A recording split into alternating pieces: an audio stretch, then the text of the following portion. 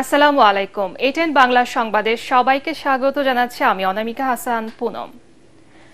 ফেব্রুয়ারিতে অন্তর্বর্তী সরকার জাতীয় নির্বাচন আয়োজন করবে বলে আশা প্রকাশ করেছেন বিএনপি মহাসচিব মির্জা ফখরুল ইসলাম আলমগীর।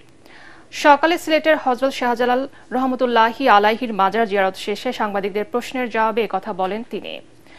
বিএনপি মহাসচিব বলেন, আসন্ন জাতীয় নির্বাচনের মাধ্যমে দেশে গণতন্ত্র প্রতিষ্ঠিত হবে, মানুষ হারানো অধিকার ফিরে পাবে।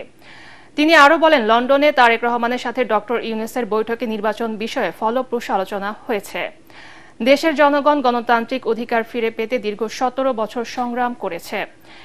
এর ধারাবাহিকতায় হাজারো ছাত্র জনতা জীবন দিয়েছে। তাদের প্রতি বিএনপি সহানুভূতি ও শ্রদ্ধাশীল বলে জানান বিএনপি মহাসচিব।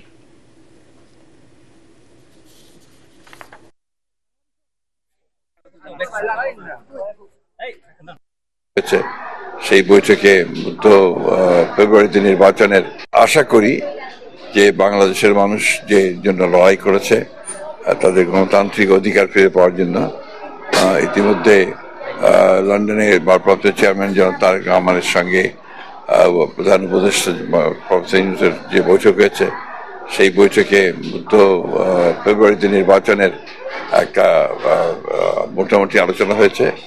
আমরা সবাই আশাবাদী যে এই নির্বাচনের মধ্য দিয়ে দেশ জাতি গণতন্ত্রে ফিরে যাবে এবং জনগণের যে গণতান্ত্রিক অধিকার সেটা প্রতিষ্ঠিত হবে।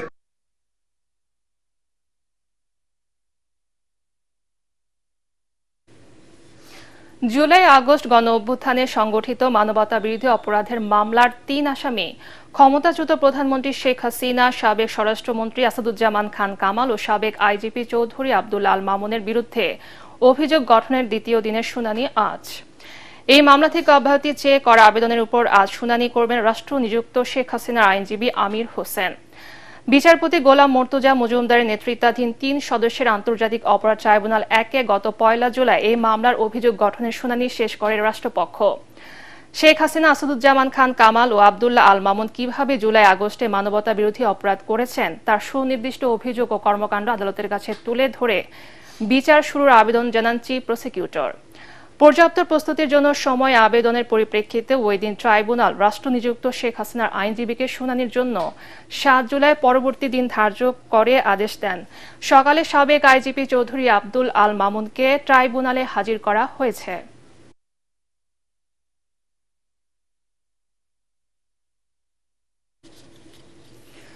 জাতীয় সাংবিধানিক কাউন্সিল এনসিসি গঠনের ক্ষেত্রে অধিকাংশ দল দ্বিমত পোষণ করছে বলে জানিয়েছেন ঐকমত্য কমিশনের সহসভাপতি ডক্টর আলী রিয়াজ।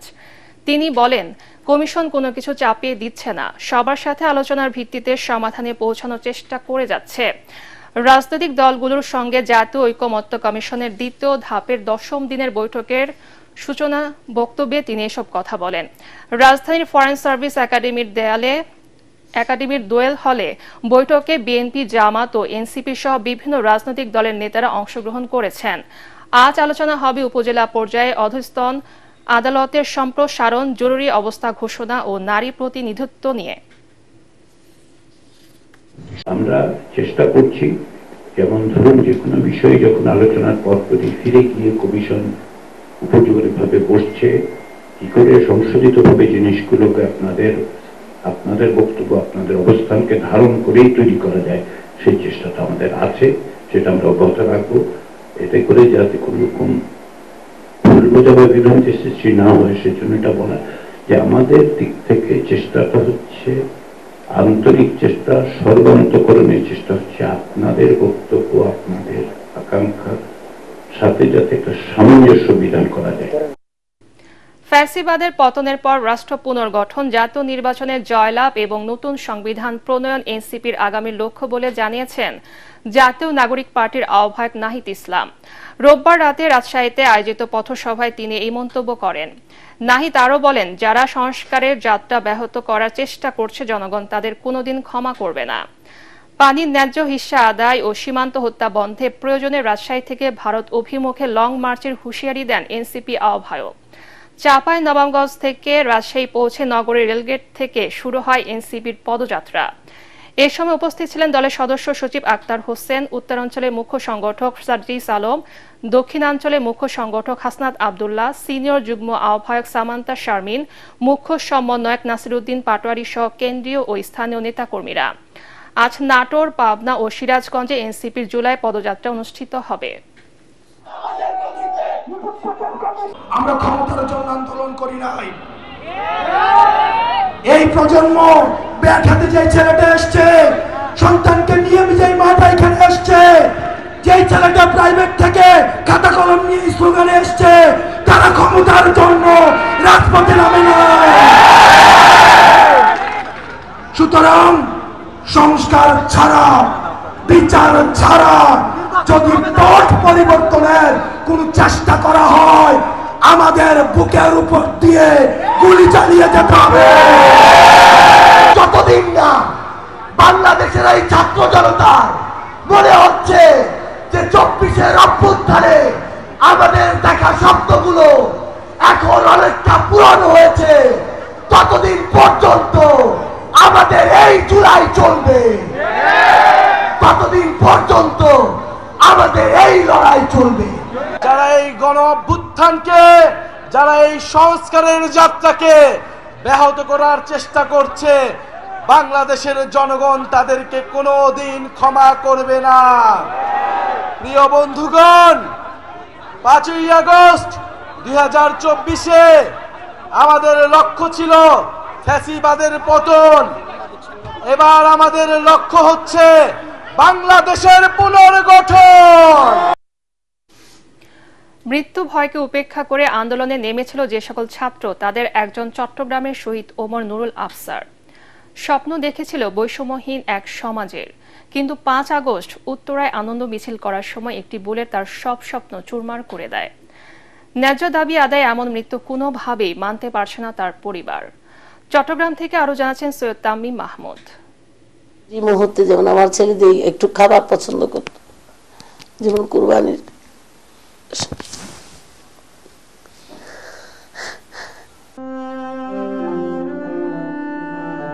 এভাবেই স্মৃতির চিহ্ন হয়ে আছে ওমরের বাসার চেয়ারটি। পরিবারের আড্ডায় যে ওমরের উপস্থিতি সবাইকে আনন্দিত করত, এখন সেখানে শুধুই নীরবতা। অ্যারোনটিক্যাল ইঞ্জিনিয়ার হওয়ার স্বপ্ন ছিল ওমরের, তাই তো চট্টগ্রাম ছেড়ে ভর্তি হয়েছিলেন ঢাকার বাংলাদেশ এয়ারলাইন্স ট্রেনিং সেন্টারে। 13 মডিউলের 12টি সম্পন্ন করেছিলেন কৃতিত্বের সাথে। শেষ মডিউলটি শেষ হওয়ার আগেই একাধিক চাকরির প্রস্তাব পান ওমর। ঠিক এমন সময় অধিকার আদায়ের আন্দোলনে নামে দেশের ছাত্র সমাজ। তাতে অন্য সহযোদ্ধাদের সাথে যোগ দেয় তরুণ ওমর। তো অধিকারের জন্য আমরা সরকার কাছে চাইতেই পারি। এখন এই চাওয়াটা যে সিনিয়ররা চাবে, আমরা চাইবো না। আমাদের জন্য ওরা জীবন দিচ্ছে, আমরা তো আমাদের বিবেকের কাছে হেরে যাচ্ছি। এরই মধ্যে আন্দোলনের মাঝপথেই আহত হন ওমর, কিন্তু দমে যায়নি এই তরুণ। সুস্থ হয়েই আবার যোগ দেন আন্দোলনে। তবে আন্দোলনের সুফল দেখে যেতে পারেনি এই যুবক। 5ই আগস্ট উত্তরায় আনন্দ মিছিল করার সময় হঠাৎই ঘাতকের নির্মম বুলেট কেড়ে নেয় ওমরের জীবন।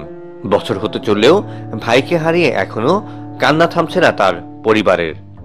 একমাত্র বোন ভুলতে পারছে না ভাই হারানোর বেদনা। গুলি খাইছে, তাড়াতাড়ি এনিহাও কোনো একটা ব্যবস্থা করা লাগবে। ও ফোনের পর ফোন দিচ্ছে, ওরা তো ওকে নিয়ে যাচ্ছে।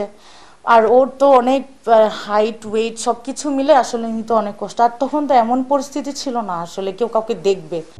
ওমর হত্যার বিচার চান তার পরিবার। আমি আমার ছেলের জন্য ন্যায্য বিচার চাই। আমার ছেলে তো নিরাপরাধ, ও অধিকার চাইতে গিয়ে ওকে মেরে ফেলবে, এটা তো আমরা মেনে নেব না। বৈষম্যহীন সমাজের স্বপ্ন দেখতে গিয়ে ওমরের মতো আর কারো প্রাণ যেন এভাবে না যায়, এমনটি জানালেন তার পরিবারের সদস্যরা। সৈয়দ তামিম মাহমুদ, এটিএন বাংলা, চট্টগ্রাম। পরবর্তী সংবাদ দেখার আমন্ত্রণ জানিয়ে এখনকার মতো শেষ করছি। এটিএন বাংলা সংবাদ ইউটিউবে দেখতে ব্রাউজ করুন, youtube/ATN Bangla News। ধন্যবাদ সবাইকে।